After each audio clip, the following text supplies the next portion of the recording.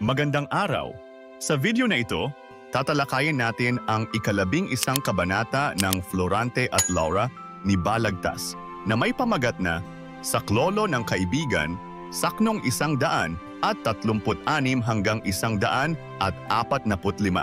Pag-aaralan din natin ang maikling buod, mga mahahalagang pangyayari, tauhan, tagpuan, talasalitan at aral, mensahe o implikasyon na matatagpuan sa kabanatang ito. Simulan na natin. Saklolo ng Kaibigan.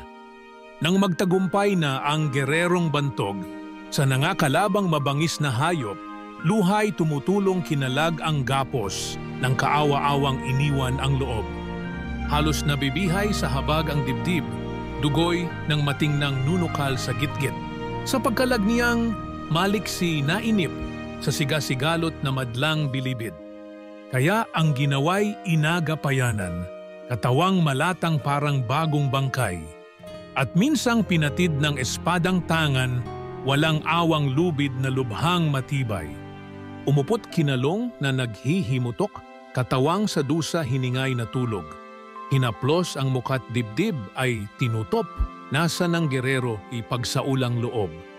Doon sa pagtitig sa pagkalungay-ngay ng kaniyang kalong na kalumbay-lumbay, ninilay niya at pinagtatakhan ang dikit ng kiyas at kinasapitan. Namamangha naman ang magandang kiyas, kasing isa ayon sa bayaning tikas. Mawiwili disin ang iminamalas na mata, kundangan sa malaking habag. Gulong-gulong lubha ang kanyang loob, ngunit napayapa ng anyong kumilos itong abang kandong na kalunos-lunos. Nagising ang buhay na nakakatulog. Sa pagkalungay-ngay, matay idinilat, himutok ang unang bati sa liwanag. Sinundan ng taghoy na kahabag-habag. Nasaan ka, Laura, sa ganitong hirap? Halina, giliw ko't gapos ko'y kalagin.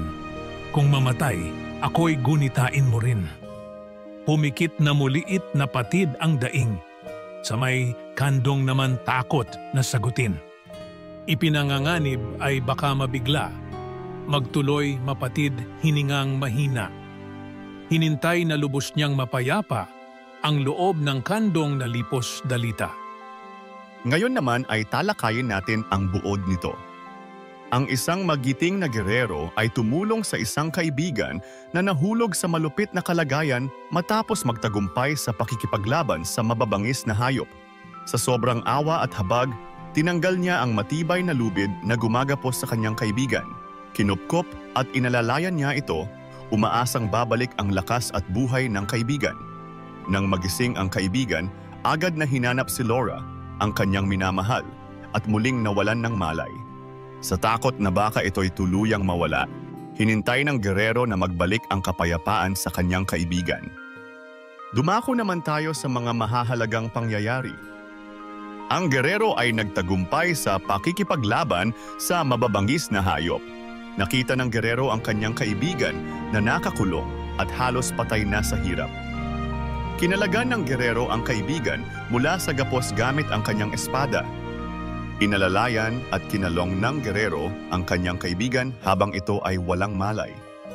Nagising ang kaibigan at unang hinanap ang kanyang minamahal na si Laura bago muling mawalan ng malay. Mga mahahalagang tauhan.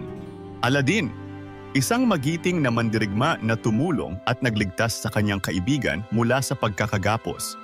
Florante, ang lalaking na nakagapos at nasugatan. Hinanap ang kanyang minamahal na si Laura nang magkamalay. Laura, binanggit bilang minamahal ni Florante, isang simbolo ng pag-asa at pagmamahal para sa nasugatan. Dumako naman tayo sa tagpuan. Ang kabanata ay naganap sa isang gubat kung saan tinulungan ni Aladdin si Florante. Ngayon naman ay talakayin natin ang mga talasalitaan na ginamit dito. Gerero, mandirigma o sundalo, gapos, pagkakatali o pagkakabigkis ng lubid sa katawan, kalungay-ngay, pagkakahiga o pagkakalugmok sa isang malungkot na kalagayan, malubha, matinding kondisyon na puno ng sakit o hirap, At ngayon ay alamin naman natin ang mga aral o mensahe ng tula. Ang tunay na pagkakaibigan ay handang tumulong at magbigay ng saklolo sa oras ng pangangailangan, kahit na ito'y nangangailangan ng lakas, tapang at sakripisyo. Sa kabila ng anumang tagumpay, ang pagkalinga at malasakit sa kapwa ay hindi dapat kalimutan, sapagkat ito ang tunay na sukatan ng isang bayani. Ang paghahanap ng pag-asa at pagmamahal, tulad ng paghahanap ng kaibigan sa kanyang minamahal na si Laura, ay nagpapakita na sa kabila ng mga hirap, ang pagmamahal ay nagbibigay ng lakas upang magpatuloy. At diyan nagtatapos ang 11 kabanata ng Florante at Laura, Saklolo ng Kaibigan. Ano ang natutunan mo dito? I-comment mo na ang iyong sagot. Inaanyayahan ka din namin na i-like, subscribe at i-click ang notification bell para lagi kang updated sa mga susunod naming videos. Hanggang sa muli, maraming salamat sa panonood.